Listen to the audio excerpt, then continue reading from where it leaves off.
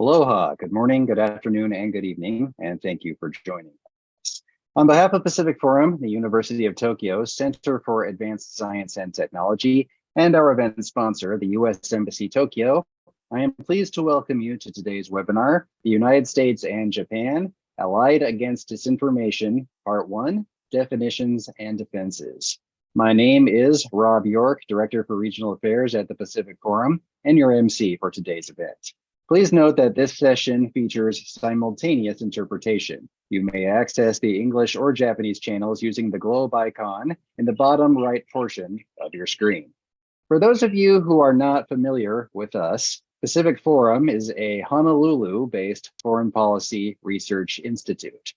Through our original research initiatives, cross-cutting publications, public webinars, next-generation initiatives, and Track 2 policy dialogues, Pacific Forum seeks to promote a deeper understanding of the Indo-Pacific's geopolitical and security environment.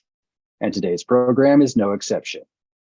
The US, Japan, and their partners in the Indo-Pacific face threats, not only from conventional armies, but virtual ones, who promote disinformation online, spreading doubt, distrust, and a lack of confidence in the alliance system. Today, we will offer insights on what disinformation is, how it impacts modern society, and the tools that we have available to fight it. These insights will appear again in a forthcoming volume to be published later this month in Pacific Forum's Issues and Insights series on what disinformation is and how to counter it.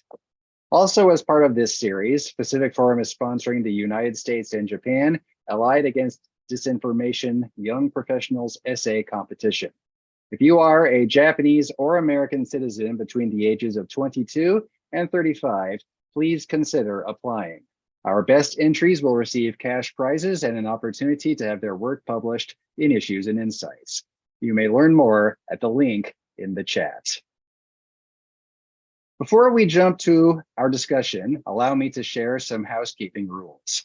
Please note that remarks made in today's program are on the record, and a video audio recording of this session will be made available on the Pacific Forum website and social media in the future. This session will include feedback and Q&A with the audience. Participants' cameras are disabled throughout the session. However, during our Q&A discussion, participants will be allowed to unmute their mics and ask questions or give feedback. Note that participants may submit questions in the Q&A box at any time during the presentation.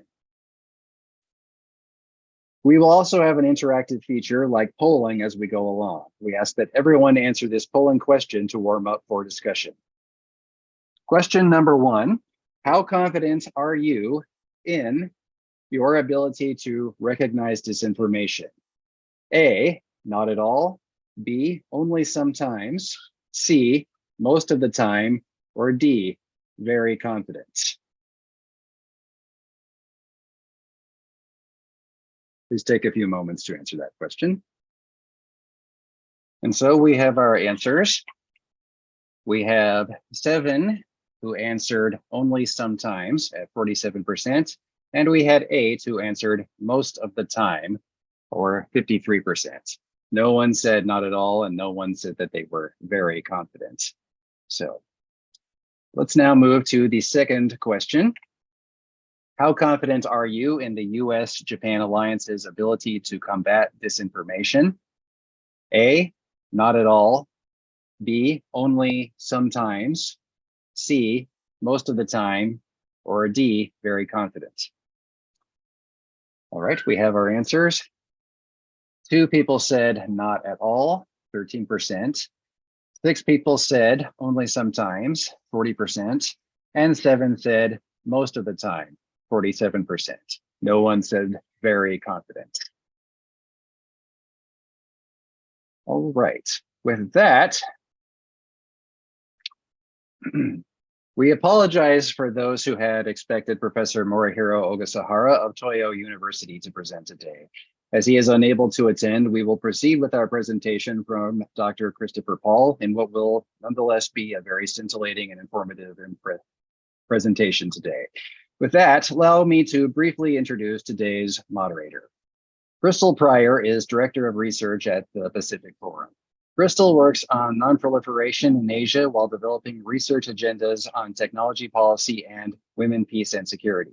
She has researched US-Japan outer space security cooperation, strategic trade control implementation in advanced countries, and Japan's defense industry and arms exports.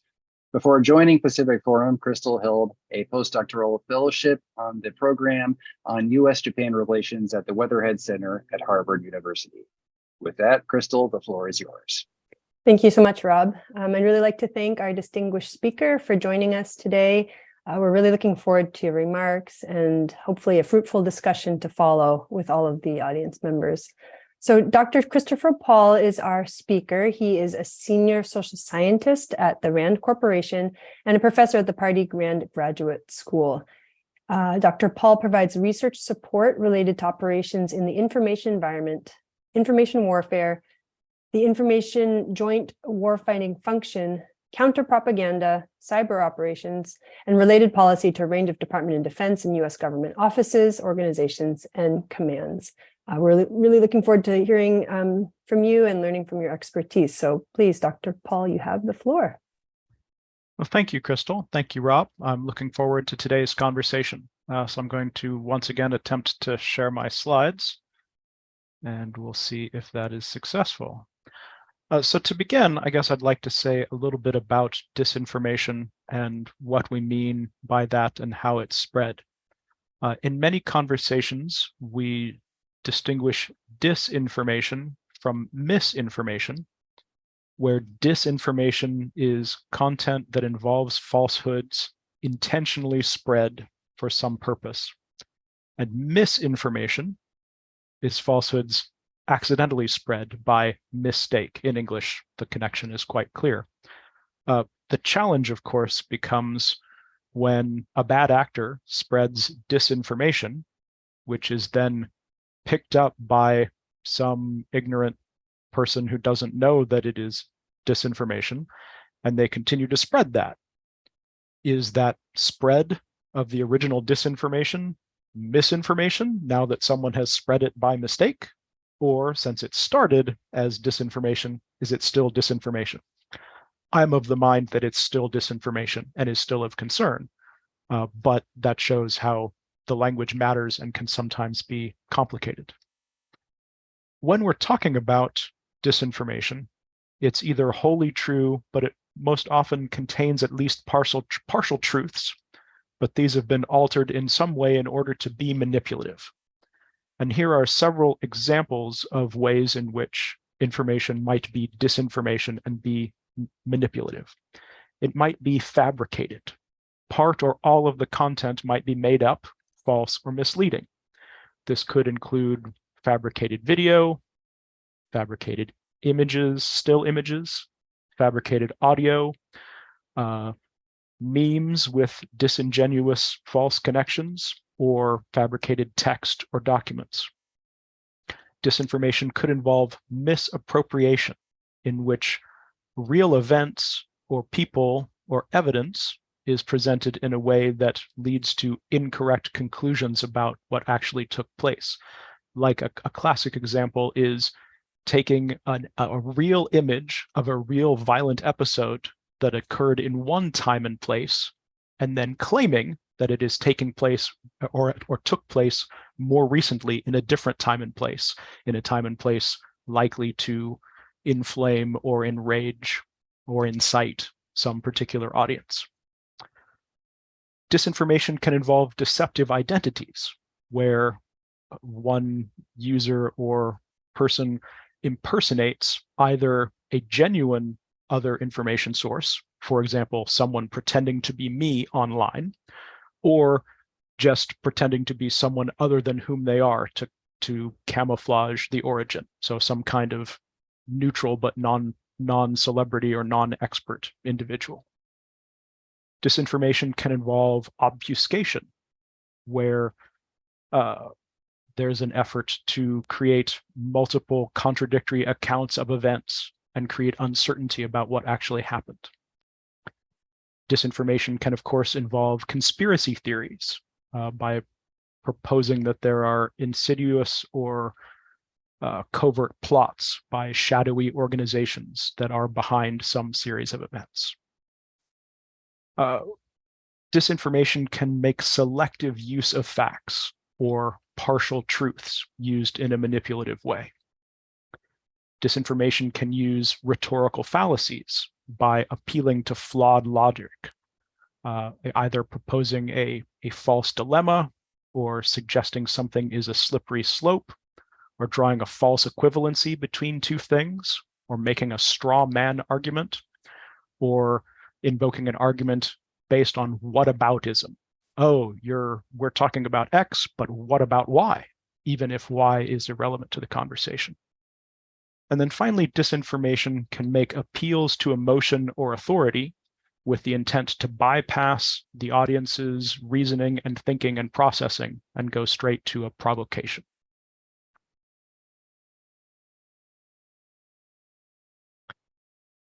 Unfortunately, disinformation can be quite persuasive.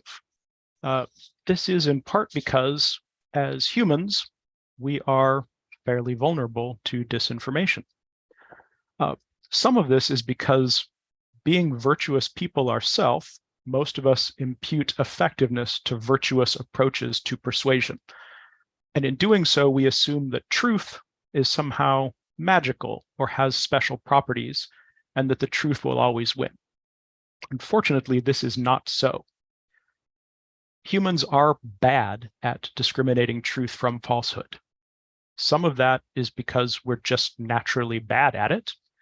And some of that is because of the incredible cognitive burdens placed on us by the contemporary information environment.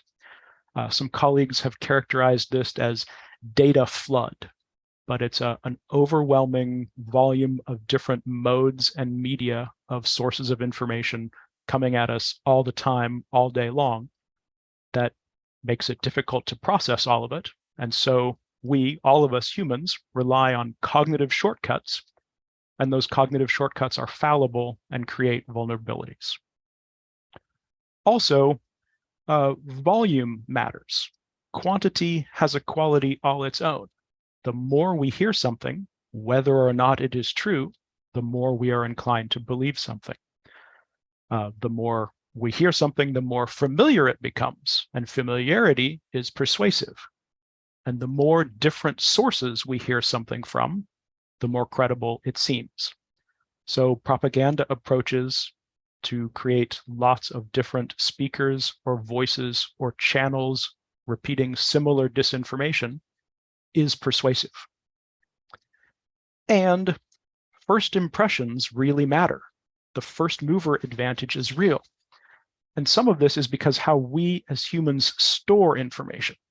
We are not computers. We are not filing cabinets. We are holistic.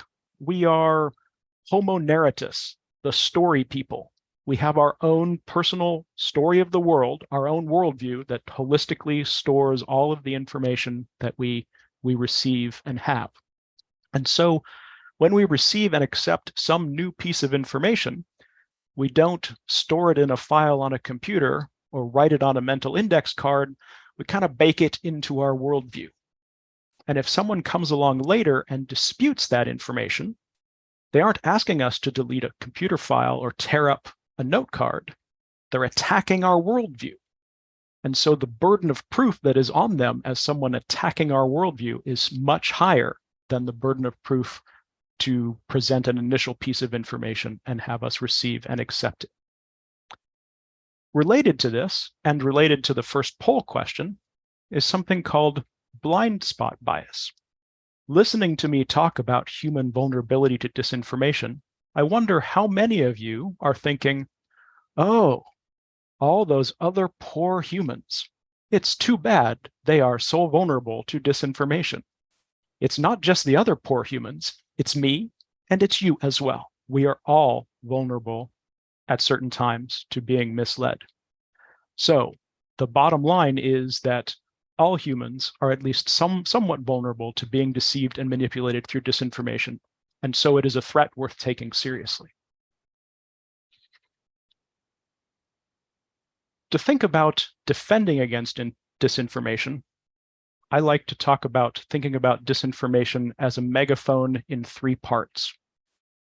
At the beginning, closer to the mouth end of the origination end of the megaphone, is production, where the chain of disinformation begins with an actor with bad intent, either someone affiliated with a state actor like China or Russia, perhaps a government agent, or perhaps a workaday paid troll working in a troll factory, or a overzealous citizen joining a campaign as part of an online militia, or perhaps a member of a violent extremist organization, or maybe even a member of a domestic political party who's somewhat disgruntled with the process and feels that they need to be misleading and manipulative in order to advance their own point of view. Whoever and however it originates, it starts and is produced and is spread online or through other channels. And then it enters the second phase in the megaphone, the distribution or the redistribution phase. This is where the disinformation is shared or forwarded or reposted or liked so that it is exposed to more and more people. Now, this sharing and distribution can be authentic, where people see the information, believe it, and share it with their network, or it can be inauthentic, where bots or so-called sock puppet accounts are used by the originators of the disinformation or their allies to make it seem as if there is more genuine agreement with these sentiments and that it is spreading more widely than it actually is, which can then, because of the algorithms in the social media platforms, result in it spreading more widely than it should. And then finally, at the end of the megaphone is consumption, where all of the consumers, the users of the global information environment, are bombarded by potentially great quantities of disinformation. All of the citizens who might see and might be influenced by the disinformation. So building on that megaphone model, I propose a framework for countering disinformation. An effective framework for countering disinformation will need to take steps to try to disrupt disinformation in all 3 phases: in its production, in its distribution and redistribution, and in its consumption. And we can consider a wide range of potential actors, including civil society, both individual citizens, groups in civil society, various organizations, academic and research institutions, but elements of civil society, the social media platforms or broadcast media themselves, and then finally, governments. So beginning first, considering counter disinformation policies and activities that can originate in civil society, there's not that much that civil society actors can do to reduce production of disinformation, but they can generate legitimate competing voices so that there is real and genuine content that is produced. But that doesn't necessarily slow the production of disinformation all that much. But there is more of a role available in the distribution phase for civil society elements. By leveraging the power of credible voices, by identifying and calling out and reporting disinformation, by naming and shaming, by pointing out actors or sources as not credible, as sources that are trolls, as sources that are outsiders and agitators and repeated spreaders of falsehoods. Groups can also engage in positive and persistent engagement, as one example is the trolling for truth done by those proponents of Ukrainian sovereignty, the informal North Atlantic Fellows Organization, NAFO, which trolls Russian propagandists using Shiba Inu avatars to mock Russian aggression and mock their disinformation. Academic or quasi-academic or research organizations can also contribute by contributing to fact-checking and by promoting media literacy, as we segue into distribution and consumption, to help promote resistance to disinformation. Moving on to the second major actor, the social media platforms themselves. They have the greatest opportunities to reduce the production of disinformation. This can start with tighter terms of service, greater willingness to enforce terms of service violations, as most social media platforms have something about spreading harmful falsehoods as being prohibited on their platform. More and better content moderation and investment in content moderation in multiple languages. Sometimes that's a barrier where moderation resources are limited. Social media platforms also have great opportunities to affect the distribution of disinformation via social media. They can take steps to change their algorithms so that it is harder for disinformation to be propagated into other people's feeds and to get additional traction. There are also steps that they take and that some social media platforms have taken to try to help slow users from spreading information that probably isn't true. And they walk a fine line between interrupting freedom of expression and still giving people a moment to reflect and perhaps recognize that information they're about to share is false. So asking for a confirmation, popping up a window that says, hey, the information you're about to share has been contradicted by multiple fact-checking sites. Are you sure you want to share it? The user can, if they're certain in their conviction, click yes, I want to share it.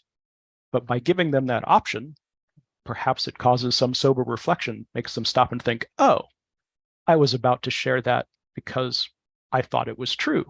But maybe if it's been disputed by multiple fact-checking sources, maybe it isn't. Maybe I should go look at one of those fact-checking sources before I spread this information. And then finally, social media platforms can help at the consumption end of the megaphone as well by perhaps offering targeted media literacy interventions, or by offering free ad space to anti-disinformation public service announcements, or by accompanying content with warnings about its truthfulness or the historical track record of that source with truthfulness. Finally, we can talk briefly about government opportunities. In the production phase, governments would need to work through or with the social media platforms, and one opportunity for doing so is through passing policies or regulations. There's a concern, a right concern, that attempts to regulate social media would be clumsy. So in fact, a powerful available lever to a government is the threat of regulation. Having meetings with the social media platforms and say, hey, we are seeing these bad behaviors. Can you help us deal with them? Because if you can't, we're going to have to pass regulations and legislation to control it, and we'll probably get it wrong. So if you can help us and do it better without us having to make clumsy rules, which may or may not actually work, but you will have to follow, it is in our collective best interest. Governments can also get involved in the fact-checking, in collaborating with agencies and organizations in civil society, or with the platforms themselves in public-private partnership. They can sponsor fact-checking, and they can do something like the pre-bunking we saw early in February of 2022, before Russia invaded Ukraine, when Western intelligence services publicly released the fact that they expected that Russia would engage in some kind of false flag operations as a pretext for their invasion. And so with that forewarning in place, hey, remember what I said on a previous slide about the power of first impressions? If the first impression is, oh, Russia is going to engage in some kind of thin pretext activity, then when it actually happened, Everyone's worldview was already prepared for that and had a story about that that made Russia the bad guy rather than creating ambiguity. So using this framework, let's consider what options there might be for countering disinformation in Japan. So I'll preface my comments here to note that I am not an expert on Japan or Japanese policy. My expertise is more about human psychology and disinformation and operations in the information environment. But I did try to learn something about things that have already been done and about the information environment in Japan. But I look forward to learning more during the discussion. So considering each of the three stages of the megaphone, in the production phase, to my understanding, in Japan, there are currently no significant barriers to production of disinformation by private citizens. Broadcasting entities, however, do have broadcasting standards that date all the way back to the 50s about that encourage journalists to speak the truth and promote responsible journalistic practices.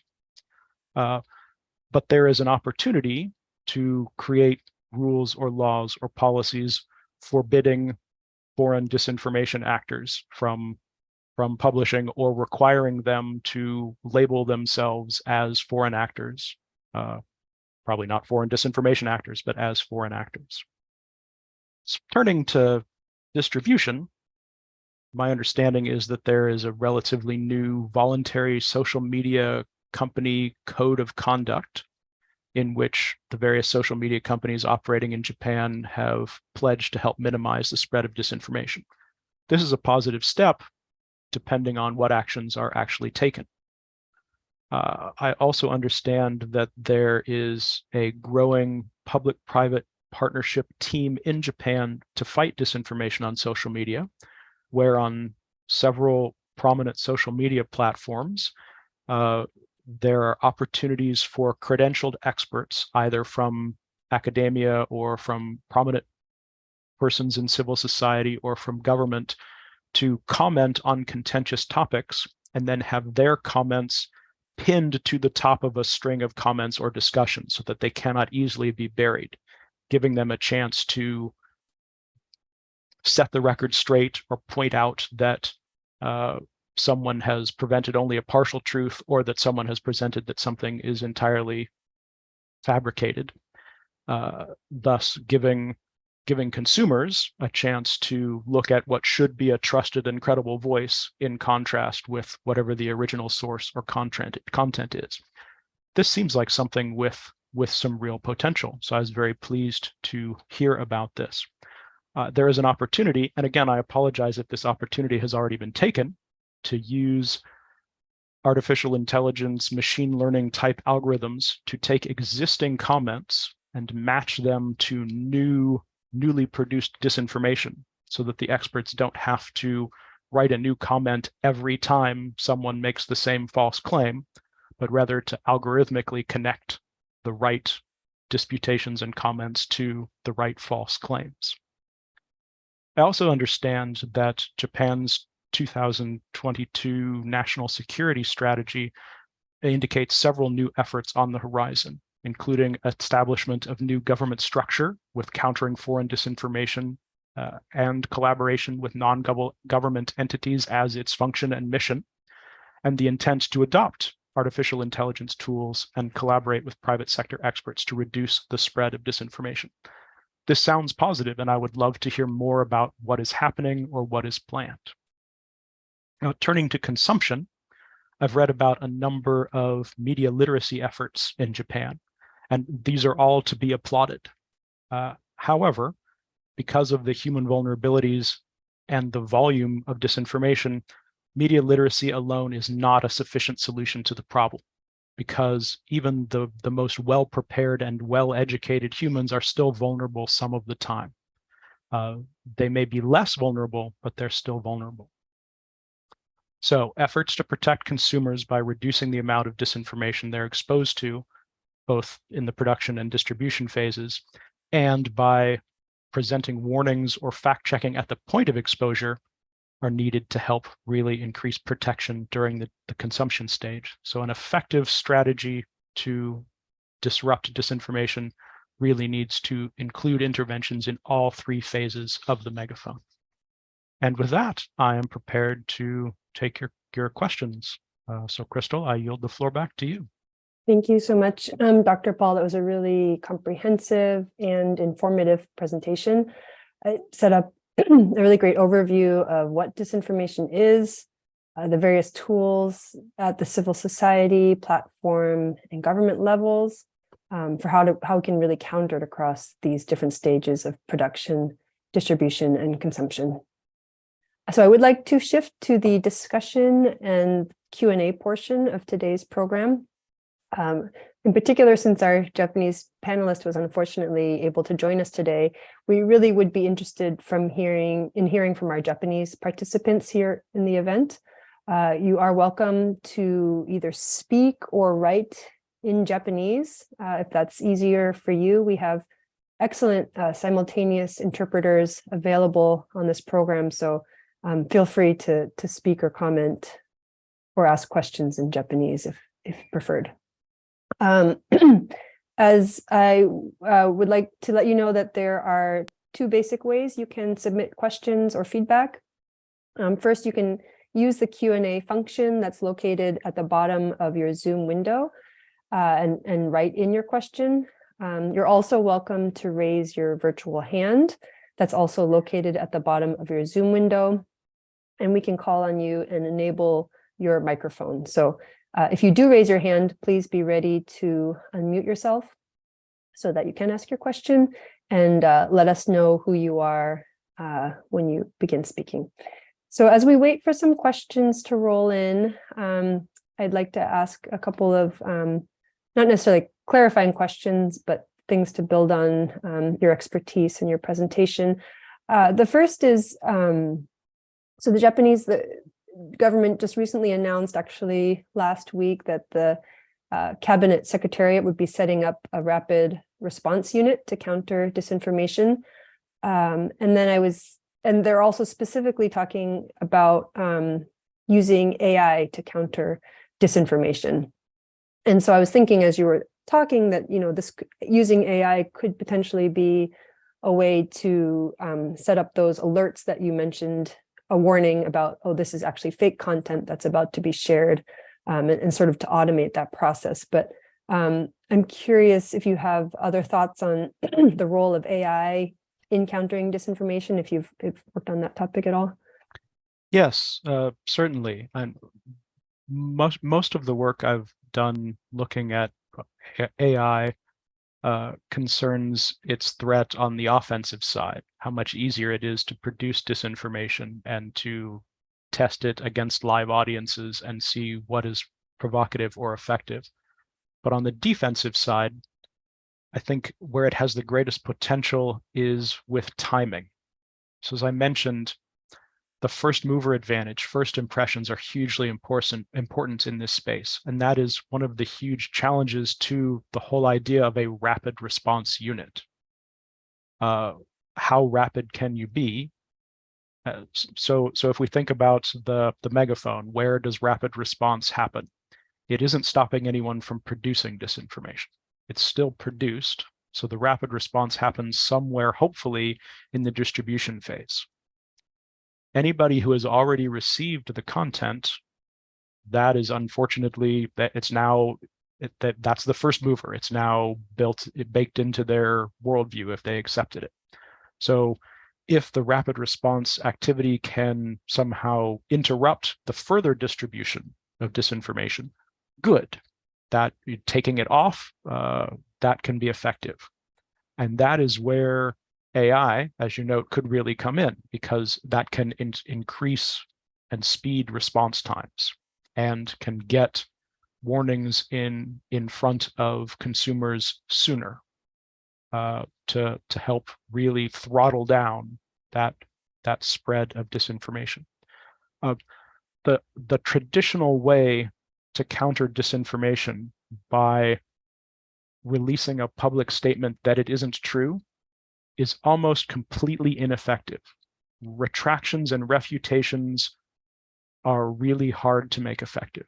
So when I offer advice to public affairs or public relations specialists whose job it is to get up behind a podium when some bad actor has said something untrue about their organization. I tell them, I understand that's your job. You have to do that. But I urge them to spend as little time on the refutation, on saying such and such entity said such and such untrue thing about our organization. Here is what the actual facts are. And then spend as much of their time as possible giving forewarning about the next one. So after setting the record straight, segueing immediately into talking about this bad actor is going to continue to spread falsehoods about our organization and others like it. They're going to say things, untrue things like this, because they are trying to manipulate you into thinking this. So turning the refutation of the past disinformation into a forewarning against the next disinformation. Now, all of a sudden, they are the first mover. To the extent that a rapid response unit adopts procedures like that and can use AI to supplement their agility, that sounds promising. That's really interesting. Thank you. And again, we've got one question, which I'll get to in a second, but please do submit your questions, comments, raise your hand. I did want to ask one other question. I guess I've been thinking a little bit about, there are both domestic actors that conduct disinformation and overseas actors that conduct disinformation targeting that domestic audience. And then there's also domestic audiences as a target versus overseas audiences as targets about that particular country, for example, like Japan, for example.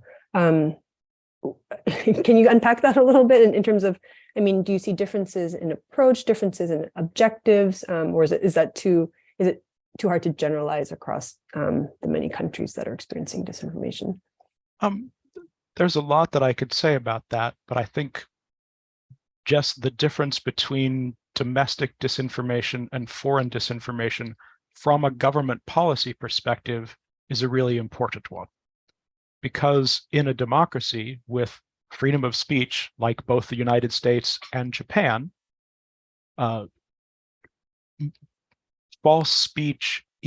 domestic false speech is arguably part of our respective political processes. People are allowed to voice opinions and views that aren't necessarily based on fact domestically. But democracy has no space for foreign actors saying false things that might interfere with our democracy.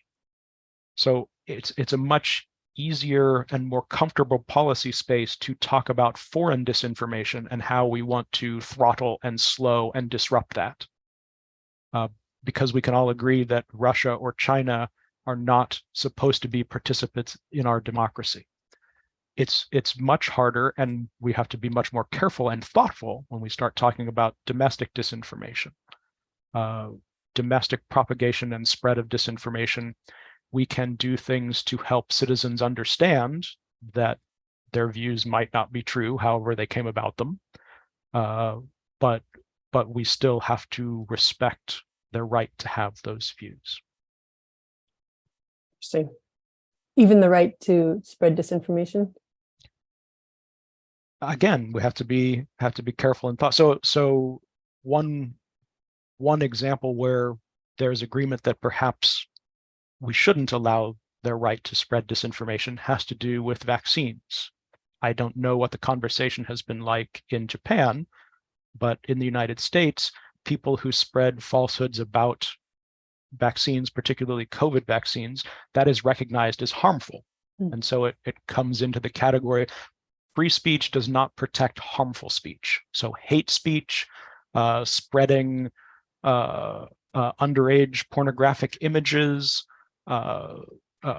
spreading false information that could lead to panic or incite harm, or speech that itself constitutes harm, that is not protected. So vaccine disinformation that is harmful isn't protected and can be regulated or moderated or taken care of. Other kinds of false speech perhaps isn't as clear cut. And again, that in the domestic space, the natural inclination, and I think it's the right natural inclination, is to err on the side of caution, to allow people to reach different conclusions. And again, maybe to point out to people, hey, you do realize that the view you're espousing originated in China and is false. But if you want to keep saying it, it's not hurting anyone just by saying it. So you're allowed to continue to spread that view. Interesting. At some point, maybe later before we close, I'd like to get sort of to some of the security implications of disinformation in particular, because this is ideally kind of talking a little bit about the US-Japan alliance.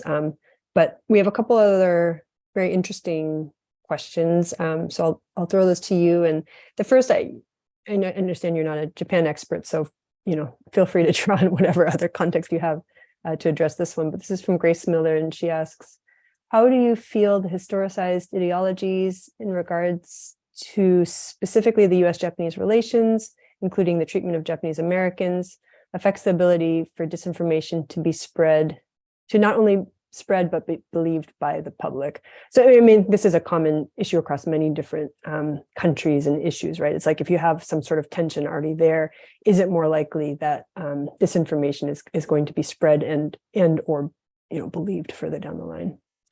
Yes, absolutely. Disinformation, to the extent that it can be persuasive, it isn't going to change strongly held beliefs. It's only going to change weakly held beliefs or exacerbate existing strongly held beliefs. So if there is already a fissure or division or tension, disinformation can inflame that, expand that gap, create more pain, more tension. And yeah, disinformation is most compelling when it is built on a grain of truth. If we look back to how the United States treated Japanese Americans during World War II, that was awful. And that truth can be brought forward to make analogies seem awful. So there's bad history there. So selective use of history can create and inflame tensions.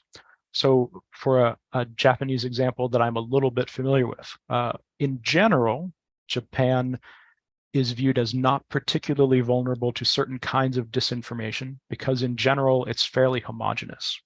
One exception to that homogeneity is Okinawa. Okinawa has its own separate culture, linguistic differences, whether it's a dialect or a whole separate language. It also has periodic tensions with the Marines stationed in Okinawa, and it's physically more proximate to China, one of the main disinformation players in the world, than the rest of Japan. So some of those differences and tensions are perhaps opportunities for foreign actors to use disinformation to inflame attitudes and beliefs in Okinawa. Yep, that makes sense. Thank you. So I think this next question builds on what you've just discussed, which is from Daniel Donnell. One person's information may be someone else's deep held belief. Can you touch on propaganda as disinformation? I think of a Japan example, the Kuril Islands in its dispute with the USSR, now Russia, that has boxed both countries geopolitically since the close of World War II, since from both countries' perspective, they have baked in positions. Sounds like a big part of your thesis is how hard it is to give up one's beliefs, so it may be impossible for Japanese to compromise with Russia on the sovereignty of the Northern Territory. So the relationship between, I guess, disinformation, propaganda, and deeply held beliefs. I'm building that a little bit more. Yeah, that's a really interesting question. Thank you. So I would double down and say, yes, disinformation is unlikely to change deeply held beliefs, but it certainly can be used to inflame them.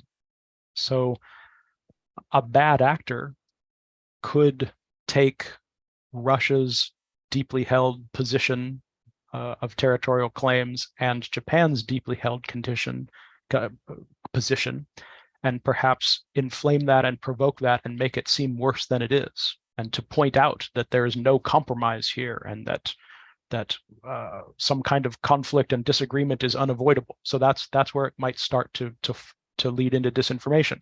Here's a true situation. There is a disagreement that is unlikely to be easily resolved through persuasive debate and action in the international legal system. But if inflamed, could lead to some kind of more concerning disagreement by making a false connection, saying, "Oh, such conflict is inevitable." Just because it's hard doesn't mean that compromise is impossible. But just because there's a disagreement doesn't mean that the only way to resolve that is through sanctions or consequences or whatever is trying to be inflamed. So yes, I think I just answered the question. If not, ask it again. Okay, thanks. Got that audience. Let's see. Let's go to, this is switching a little bit to some of the means of dissemination. This is from Luke Maccioni. Do social media platforms really uphold their disinformation promises? Is it feasible in the long term as information flooding is 24/7, especially in the case of bilateral tensions and conflict? For example, smaller nations with less bureaucracy might be at a major disadvantage in terms of combating adversarial disinformation campaigns against them. For example, I'm thinking of Taiwan and the PRC. So how effective or feasible is it really for social media platforms to be able to monitor their own disinformation present on their channels? Sure. So this is a little bit tricky. So there's kind of two almost separate issues. One is how effective are the platforms, and the other is how effective could they be? And I'm going to give ambiguous answers, but how effective are they? Not as effective as we would like them to be. Perhaps not as effective as they would like to be, although, to use language an economist might use, there are often perverse incentives that make social media platforms less likely to want to be effective. For example, if social media ad revenues are tied to the number of users, then it isn't in their interest to do things that would reduce the number of users, whether those users are authentic or not, and whether those users propagate or spread disinformation or not. Now, maybe there's a possibility where, as social media becomes more and more polluted with falsehood and inauthentic behavior, that there's a rebellion amongst users, and users would flock to a brand that promises a more authentic experience.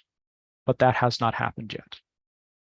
Now, as to how effective social media platforms could be, I don't know what the upper limit is, but I am confident they could do a lot better than they are currently doing. And I can point to certain specific successes. I mentioned one earlier. Underage pornography is hard to find on the internet because everyone agrees that that is unacceptable, and there are good tools very broadly adopted to identify and prevent its spread. And here in the United States, at least, once the social media platforms decided they wanted to reduce the spread of COVID vaccine disinformation, they did. Now, that's a fairly specific topic, and most discourse in the United States takes place in English, so they just needed English language content moderators, but they could be a lot more effective. Now, there was a third question in this lovely complex question about smaller markets and smaller linguistic markets, and that is certainly a challenge as well, because many of these social media platforms are global, and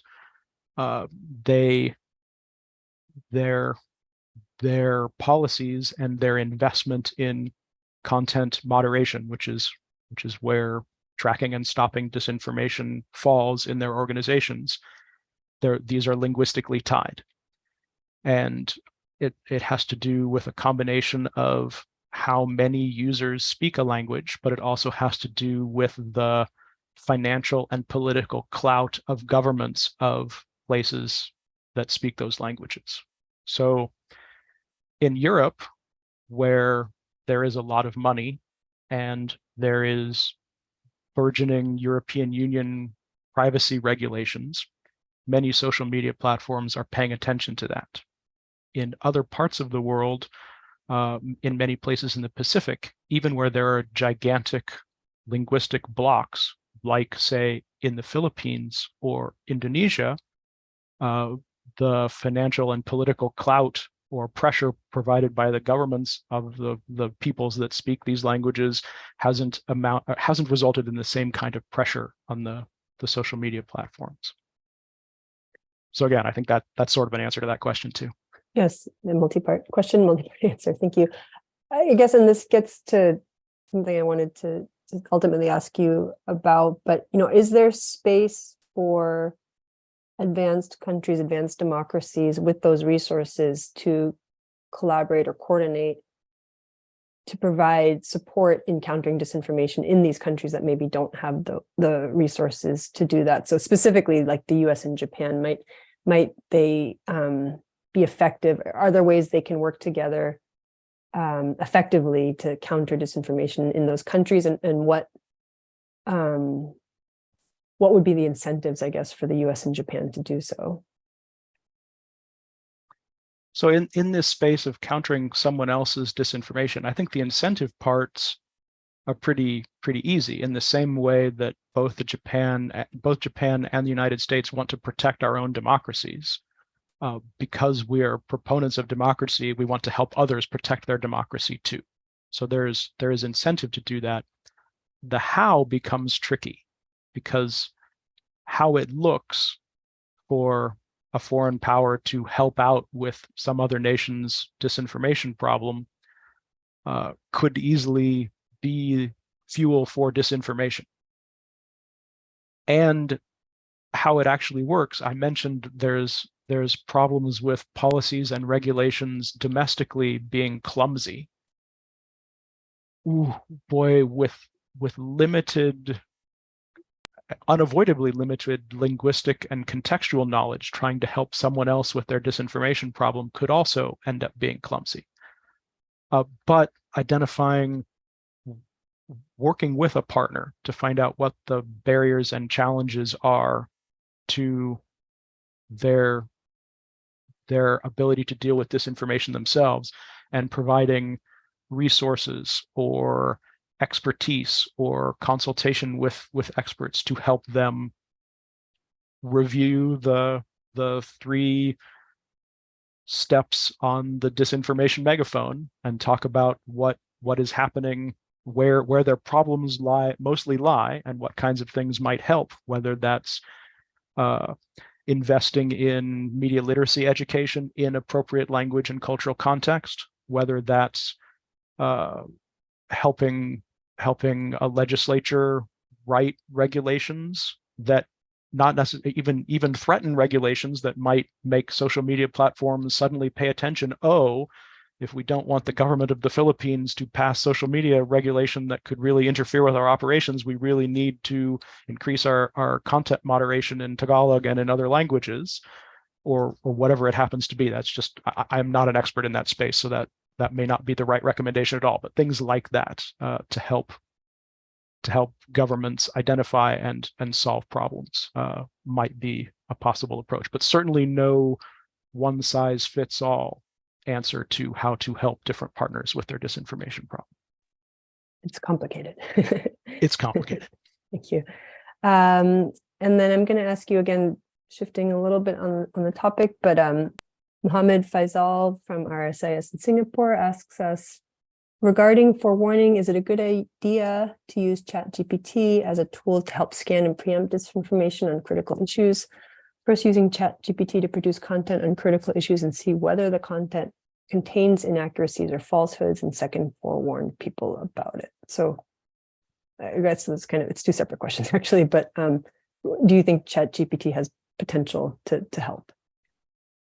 Maybe. There's lots of potential uses for AI or GPT type tools, but right now there's a really concerning feature, to my understanding, of ChatGPT and other like tools, which is that they are given to falsehood themselves.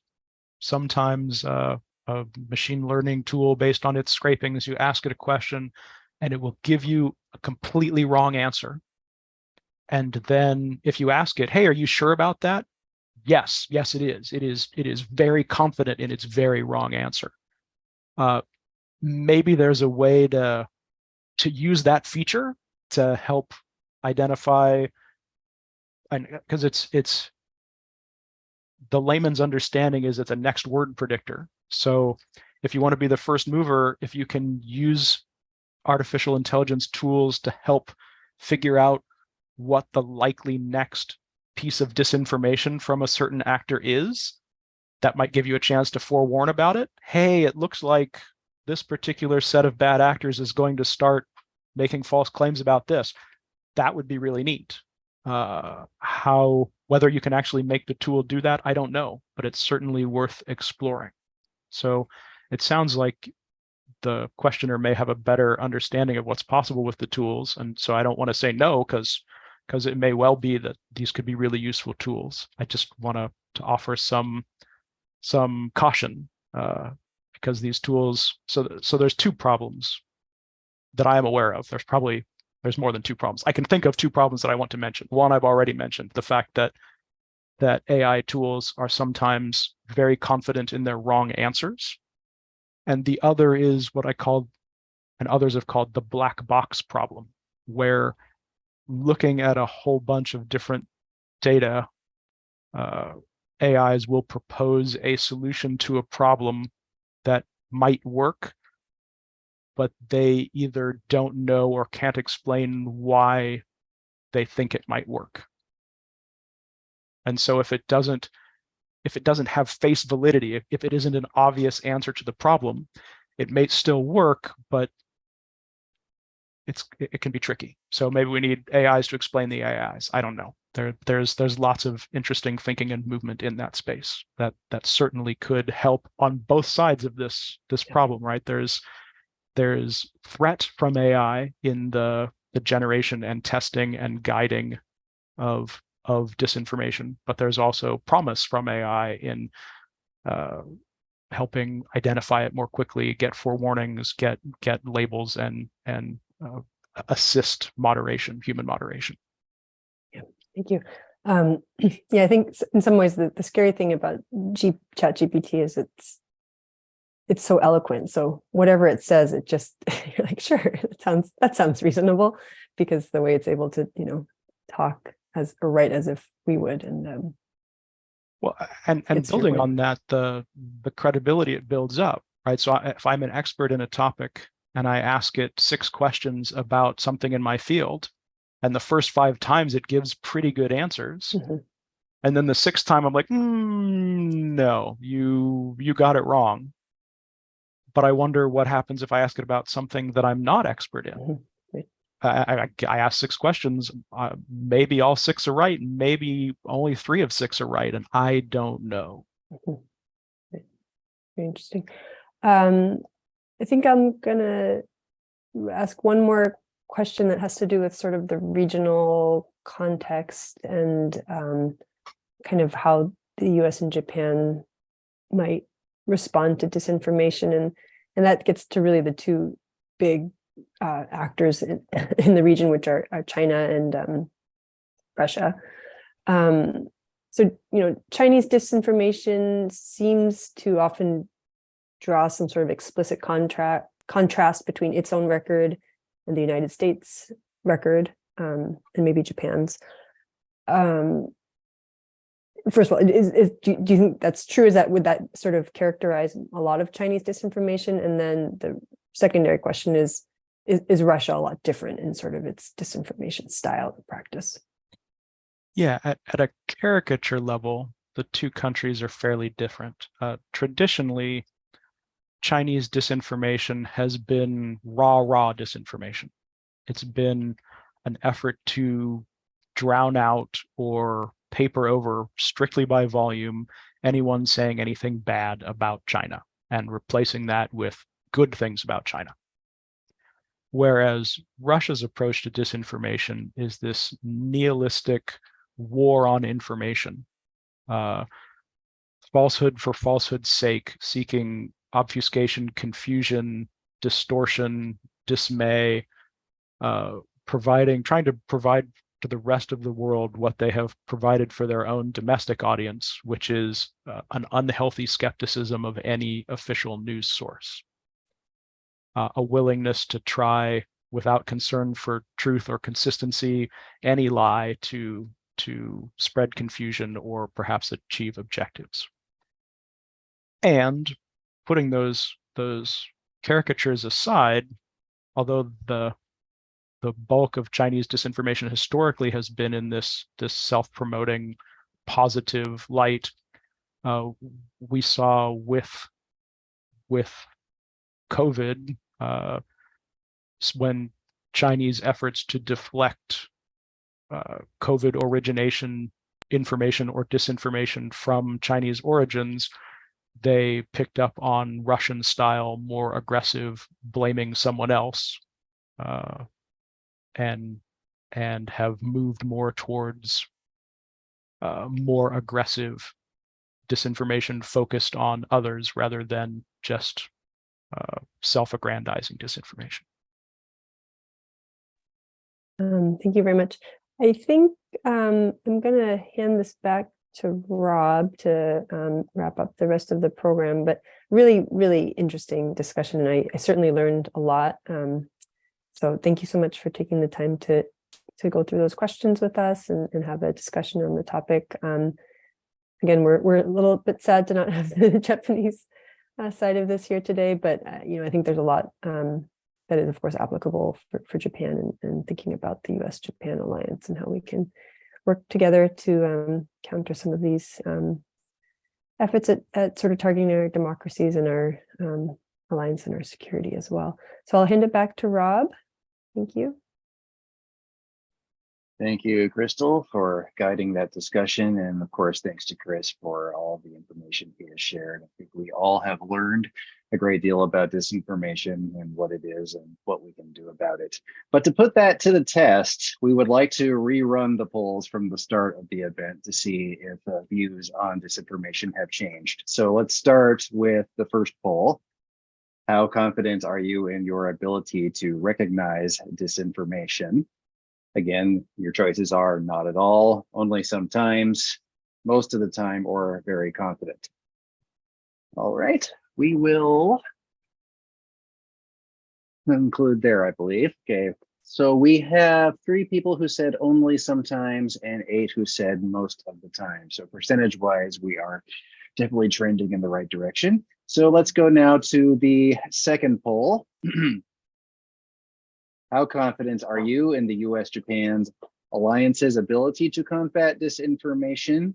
And your choices are not at all, only sometimes, most of the time, or very confident. All right, so we have 5 people who said only sometimes and 6 who said most of the time. Thanks to everybody who participated in our polls and for sharing their views on the subject.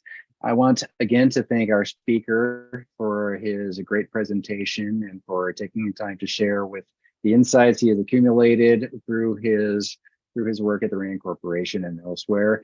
And I want to thank all of you who submitted questions and who contributed to this enlightening discussion. Thanks very much to our moderator. And please watch for the completed edited volume from our speaker in Issues and Insights. And for qualifying applicants, please consider once again participating in our Young Professionals Essay Contest. You can find the jot form for that in the chat now. Please look for our next webinar in this series, which will feature the Young Professional Essay Contest finalists in September. And once again, all of you who turned out for this event, thank you, and we will see you again in the near future. So stay well and stay safe, everyone.